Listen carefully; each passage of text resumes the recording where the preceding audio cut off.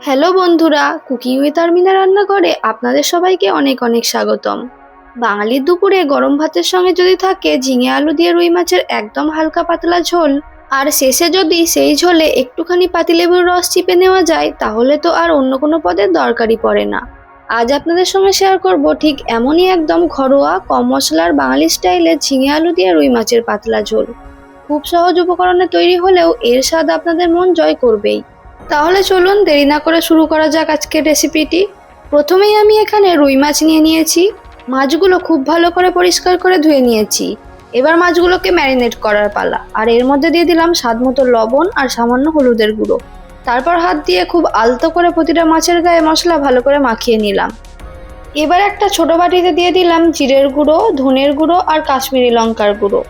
তারপর অল্প একটু জল দিয়ে খুব ভালোভাবে গুলে নিলাম। এইভাবে আগে থেকে মশলা গুলে নিলে রান্নার সময় মশলা খুব সুন্দরভাবে কষে যায়, কোথাও দানা দানা থাকে না, আর ঝোলের রঙও অনেক বেশি সুন্দর আসে। এবার কড়াইতে সরষের তেল দিয়ে দিলাম। তেলটা ভালো মতো ধোঁয়া ওঠা পর্যন্ত গরম করে নিলাম। তারপরে আঁচটা একটু কমিয়ে একে একে মাছগুলো কড়াইয়ে ছেড়ে দিলাম। এখানে একটা কথা অবশ্যই মাথায় রাখবেন, মাছ কড়াইয়ে দেওয়ার সঙ্গে সঙ্গে কিন্তু নাড়বেন না, একটু সময় দিন, তাহলে মাছের ওপর সুন্দর একটা সোনালি স্তর তৈরি হবে আর মাছ ভেঙেও যাবে না। এক পাশ সুন্দরভাবে ভাজা হয়ে গেলে খুব সাবধানে উল্টে দিলাম, অন্য পাশটাও একই রকম ভাবে ভেজে নিলাম।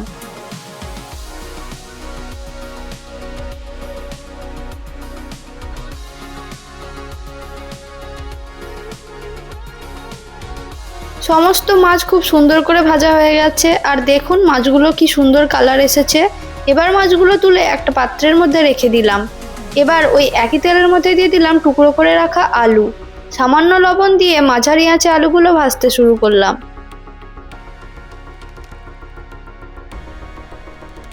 আলু যখন প্রায় অর্ধেক সেদ্ধ হয়ে এলো, তখন এর মধ্যে দিয়ে দিলাম আগে থেকে কেটে ভালো করে ধুয়ে রাখা ঝিঙে। এবার গ্যাসের আঁচটা হাই করে আলু আর ঝিঙে একসঙ্গে নেড়ে মিশিয়ে নিলাম।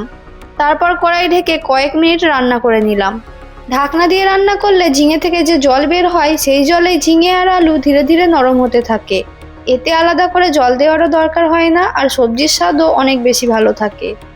কয়েক মিনিট পর ঢাকনা খুলতেই দেখবেন ঝিঙে সুন্দরভাবে নরম হয়ে এসেছে।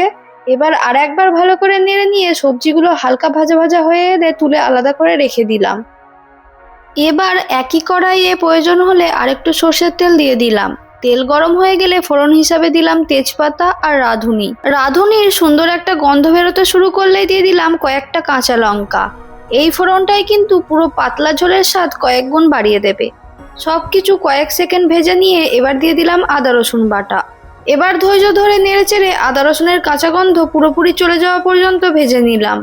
যখন দেখবেন কড়াই থেকে খুব সুন্দর একটা গন্ধ বেরোচ্ছে, তখন বুঝবেন আদা রসুন ঠিকমতো ভাজা হয়ে গেছে।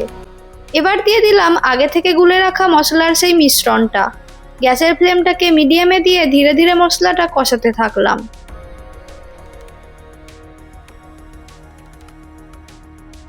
কিছুক্ষণ পর যখন মশলা ঘন হয়ে তেল ছাড়তে শুরু করলো, তখন এর মধ্যে দিয়ে দিলাম স্বাদমতো লবণ আর সামান্য হলুদের গুঁড়ো। সবকিছু খুব ভালো করে মিশিয়ে নিয়ে অল্প একটু জল দিয়ে আবারও কষাতে থাকলাম। এই সময়ে তাড়াহুড়ো করবেন না, ধীরে ধীরে মশলা কষলে তবেই ঝোলের আসল স্বাদ বেরিয়ে আসে। মশলা সুন্দরভাবে তৈরি হয়ে গেলে এর মধ্যে দিয়ে দিলাম পরিমাণ মতো জল। জল ফুটতে শুরু করতেই দিয়ে দিলাম আগে থেকে ভেজে রাখা আলু, ঝিঙে। সবকিছু খুব ভালো করে মিশিয়ে কড়াই ঢেকে গ্যাসের ফ্লেমটাকে মিডিয়ামে দিয়ে রান্না করে নিলাম। এই সময়ে আলু ধীরে ধীরে মশলার স্বাদ টেনে নেবে আর ঝিঙেও একেবারে নরম হয়ে যাবে।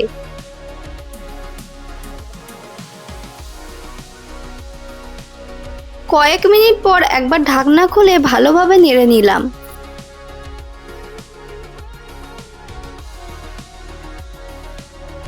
এবার প্রয়োজন মতো আরেকটু জল দিয়ে দিলাম, কারণ আজ আমরা একেবারে বাঙালি স্টাইলের পাতলা ঝোল বানাচ্ছি, তাই ঝোলের পরিমাণ একটু বেশি রাখতেই হবে। এই পর্যায়ে অবশ্যই দেখে নেবেন আলু আর ঝিঙে পুরোপুরি সেদ্ধ হয়েছে কিনা। সবকিছু ঠিকঠাক হয়ে গেলে ঝোলটাকে আর একবার ভালোভাবে ফুটিয়ে নিলাম। ঝোল যখন সুন্দরভাবে টকবক করে ফুটছে, তখন এর মধ্যে দিয়ে দিলাম আগে থেকে ভেজে রাখা রুই মাছগুলো। মাছটা দেওয়ার পর খুব জোরে নাড়বেন না, শুধু কড়াইটাকে আলতোভাবে নেড়ে দিন, তাহলেই মাছ ভাঙবে না। এবার গ্যাসের ফ্লেমটাকে মিডিয়ামে দিয়ে খুব ভালো করে আর 5 মিনিট ফুটিয়ে নিলাম। এই কয়েক মিনিটে মাছের স্বাদ, মশলার ঘ্রাণ আর ঝিঙের মিষ্টি স্বাদ সবকিছু একসঙ্গে মিশে একেবারে অসাধারণ একটা পাতলা ঝোল তৈরি হয়ে যাবে। ব্যাস, একেবারে তৈরি হয়ে গেল বাঙালির অতি প্রিয় ঝিঙে আলু দিয়ে রুই মাছের ঝোল। গরম গরম ভাতের সঙ্গে একবার পরিবেশন করে দেখুন, বাড়ির সবাই আঙুল চেটে খাবে। ভিডিওটা ভালো লাগলে বরাবরের মতো একটা লাইক করে দেবেন। আজ তাহলে এই পর্যন্তই বিদায় নিচ্ছি। সবাই ভালো থাকবেন, সুস্থ থাকবেন। ধন্যবাদ।